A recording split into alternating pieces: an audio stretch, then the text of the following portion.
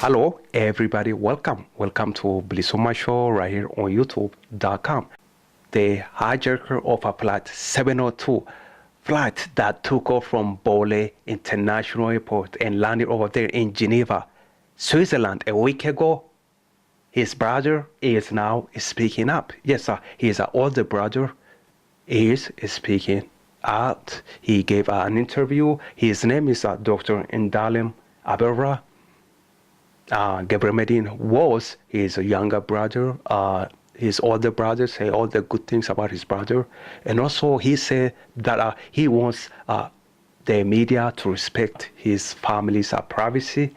And of course, he allowed the media to take this picture of him right there. That's his picture. You are looking at him. He's a bald head. He got a facial hair right there. He looks just like his younger brother. Yes. Now, Dr. Ndalim also say his brother was not involved in any politics, as it was reported in so many medias. Gabriel Medin has not gave any interviews yet. We don't know why he did what he did, why he hijacked the aircraft and took it over to Switzerland. We don't know yet. We really don't know, and none of us know why he hijacked the aircraft.